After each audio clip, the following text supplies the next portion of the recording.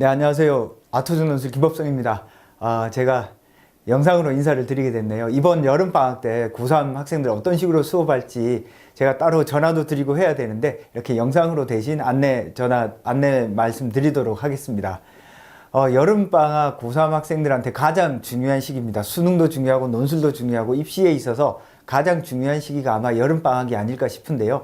요 여름방학이 타이트하게 보내는 학생들은 타이트하게 지내지만 자기 몸을 잘 관리를 못하는 친구들은 조금 이렇게 느슨해지고 나태해지는 시기이기도 합니다. 그래서 제가 아이들 수업하면서 어떤 식으로 관리하고 어떤 식으로 가르칠지 이렇게 조금 안내를 드릴 거고요.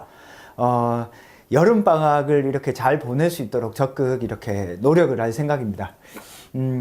아토존 논술에서 이제 만나서 학생들하고 이렇게 수업을 하면서 아이들이 제 수업을 조금 어려워할 수도 있고 조금 아쉬워할 수도 있는데 방학 때는 그런 부분들을 최소화하기 위해서 제가 인터넷 강의를 만들었습니다. 논법.com이라고 논술의 법칙이에요. 그래서 학생들이 학원에 와서 오프라인으로 공부를 하다가 부족한 부분들은 온라인으로 소화할 수 있도록 할 것이고요. 온라인으로 공부를 하다가 조금 이해가 안 되거나 부족한 부분들 제가 학원에 와서 첨삭할 시간에 다시 질의응답을 해서 완벽하게 이해될 수 있도록 이렇게 지도할 생각입니다. 그래서 일주일에 꼭 학원에서만 공부하는 것이 아니라 주중에 하루 정도는 따로 이렇게 체계적으로 공부할 수 있는 어떤 시스템을 이번에 갖추었습니다. 그래서 시스템을 갖추고 이렇게 촬영하는 시스템도 갖추어서 가끔가다 이렇게 종종 영상으로 인사드리는 어떤 기회를 가질 생각입니다. 자, 그러면 이번 여름방학 때 고3 학생들 어떤 식으로 제가 수업을 할지 조금 안내를 드릴게요. 가장 먼저 첫날 오면 학생들 지원 대학을 확정을 할 겁니다. 가급적이면 이제 정확하게 조금 확정을 해서 아이들이 어떤 대학을 어떻게 갈지, 이게 왜 확정이 최대한 빨리 되어야 되냐면 요게 확정이 되어야 목표하는 대학이 확정이 되어야지만이 여름방학 공부 계획이 나옵니다. 방학 공부 일정이 나오거든요. 그래서 학생들하고 1차적으로 어떻게 지원을 할 건지, 그리고 가장 중점을 둬야 될 학교가 어딘지 이걸 좀 정하도록 하겠습니다. 수시 6개잖아요. 수시 6개인데 부모님들은 이게 많이 복잡하다고 생각을 하세요. 근데 사실 전혀 복잡하지가 않습니다. 왜냐하면요, 골라야 될 것들은 한두 개예요. 한두 개. 선택해야 될 것들은. 예를 들면 뭐 상위권 아이들이다 라고 하면 어떻죠? 거의 연대, 고대, 서강대, 성대, 중앙대, 이대 여기에서 한 4개 정도를 쓸 거고요. 그죠? 그 다음에 2등급 2개인 대학에서 여기서 한 2개 정도 쓸 거 아니에요. 그죠?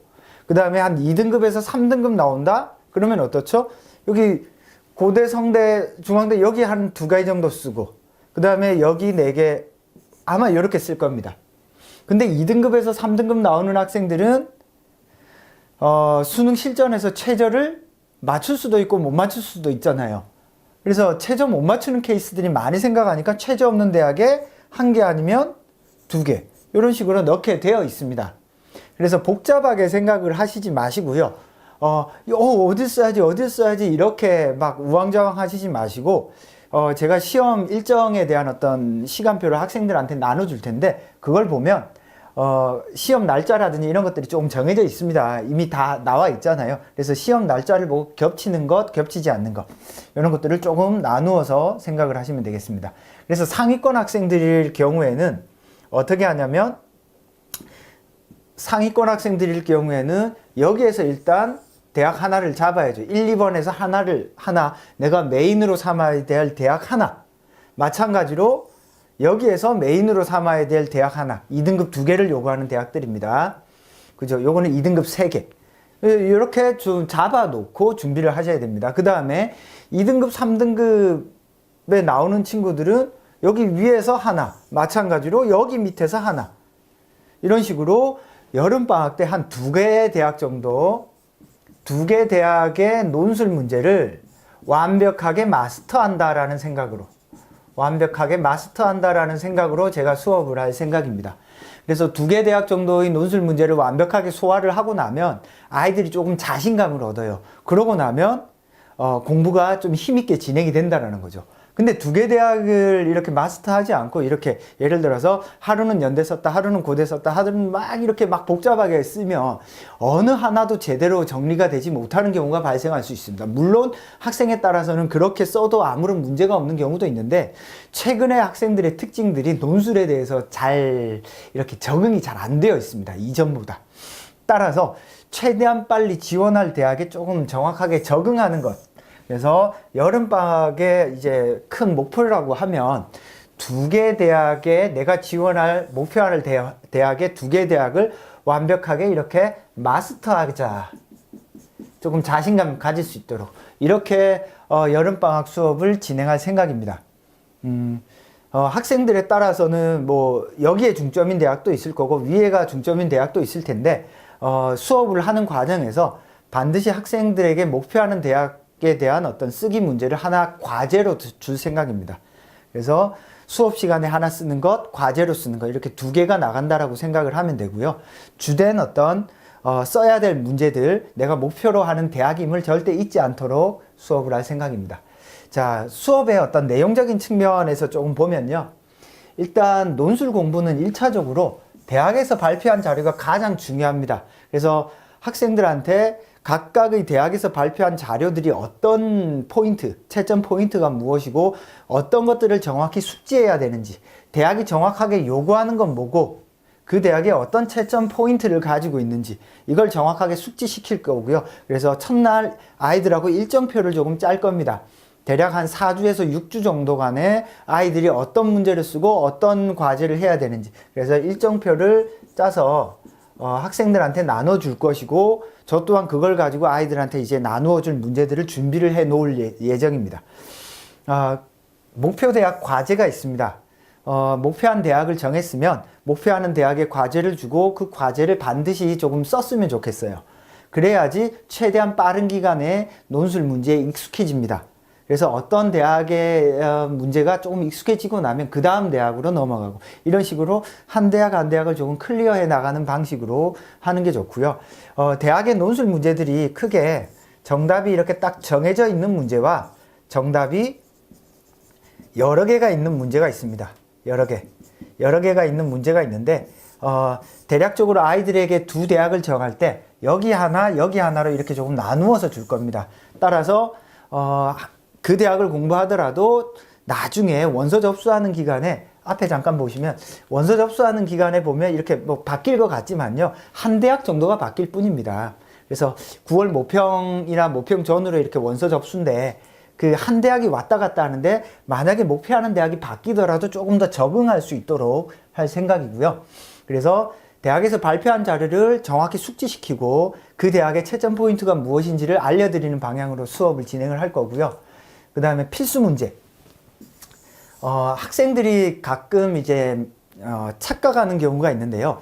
최근 기출을 빨리 풀어야 된다라는 어떤 강박관념에 빠져 있습니다. 근데 작년도 기출 문제는 올해 안 나옵니다. 똑같은 주제가 안타깝지만. 필수적으로 그 대학이 가지고 있는 특징적인 문제들이 있습니다. 예를 들어서 연대 같은 경우에는 한 3가지 문제 유형들이 특징적인 어떤 문제 패턴이고요. 뭐 당국대는 뭐 딱 정해져 있고요. 세종대도 정해져 있고요. 그렇지만 특징적으로 나오는 패턴들이 조금 여러 개인 대학들이 있습니다.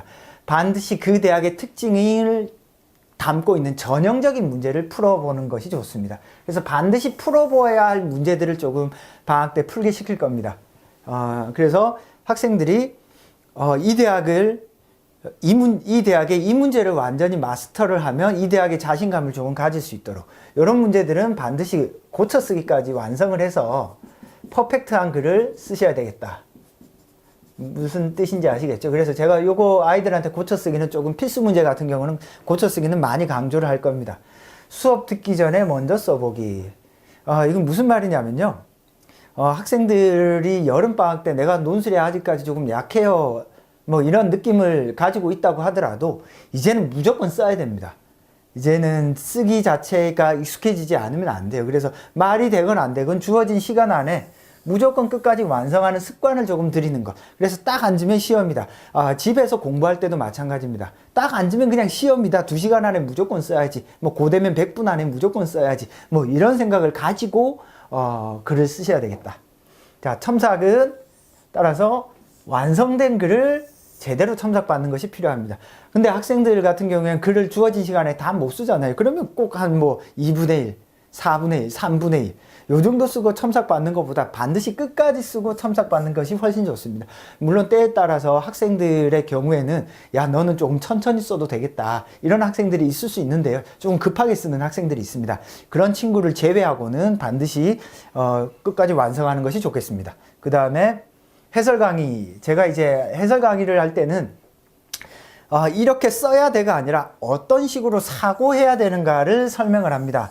그래서 해설 강의가 만약에 잘 이해가 안 되거나 부족하면 똑같은 강의가 아마 인터넷에 올라와 있을 가능성도 있습니다. 그래서 그걸 복습하도록 할 거고요. 반드시 사고의 흐름을 익히는 게 중요합니다. 이 사고의 흐름을 익힌다라는 말은 무슨 뜻이냐면, 제가 학생들한테 논술 문제를 풀 때 풀어야 될 어떤 절차를 한 장으로 딱 써놓은 게 있습니다. 한 장으로. 그걸 옆에 펴놓고 딱 쓰게 시킬 거거든요. 그래서 그걸 차근차근 밟아가면서 단계적으로 사고의 흐름으로 규칙적으로 어떤 부분을 빼먹지 않고 사고해야 된다는 걸 많이 강조를 할 거고요. 이 부분이 이제 소화 안 된 친구들은 제가 인터넷 강의 한 장으로 끝내는 논술 문제 분석의 기본 원리와 방법이라는 기본 원리 설명이 있습니다. 30분짜리 6개 강의로 되어 있는데요. 요거를 이제 최대한 빠른 기간 안에 듣는 게 좋습니다. 지금 오프라인 수업을 듣는 학생들한테는 무료로 오픈해서 듣게 할 생각이니까요.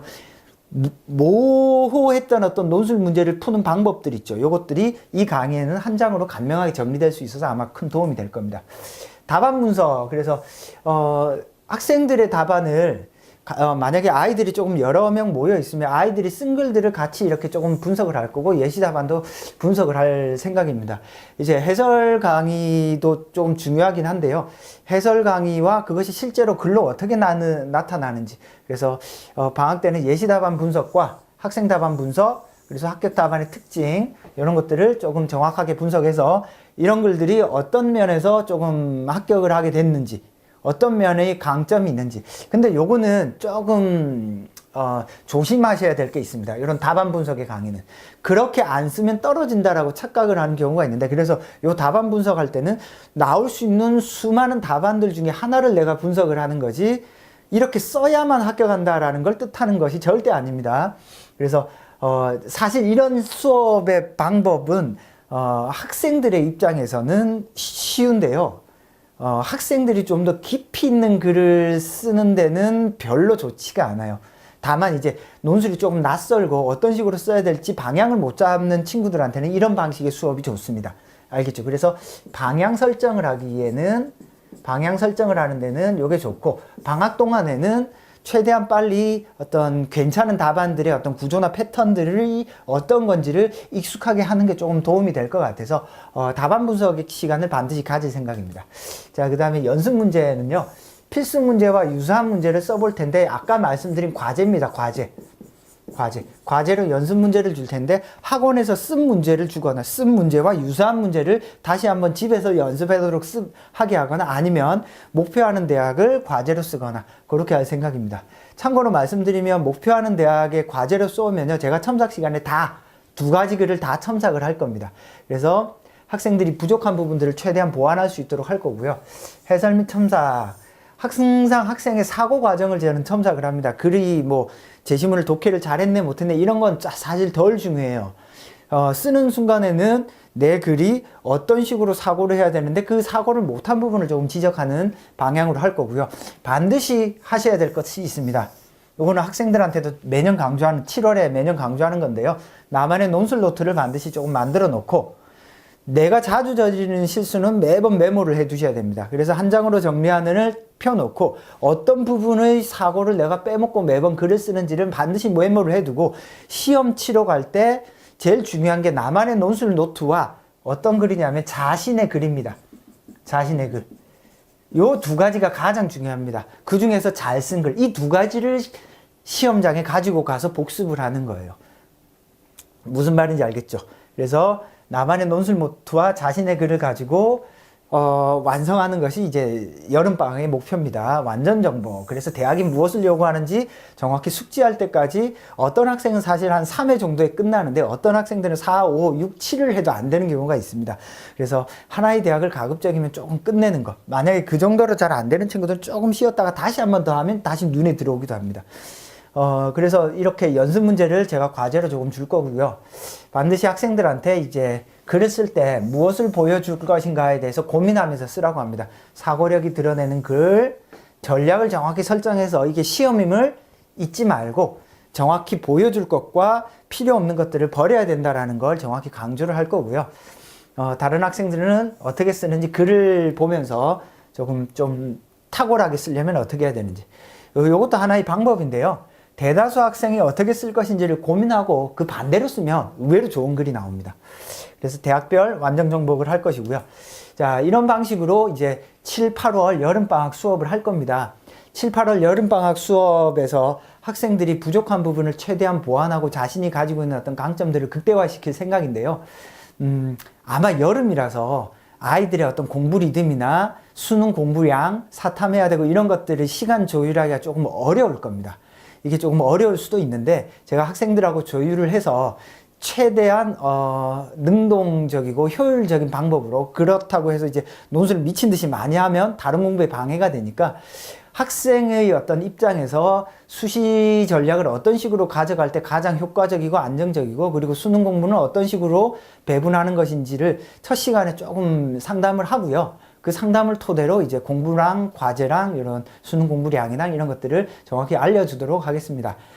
너무 걱정 마시고요. 7, 8월 잘 보내면 좋은 결과가 있을 겁니다. 믿고 맡겨주시면 최대한 열심히 가르치도록 하겠습니다. 감사합니다.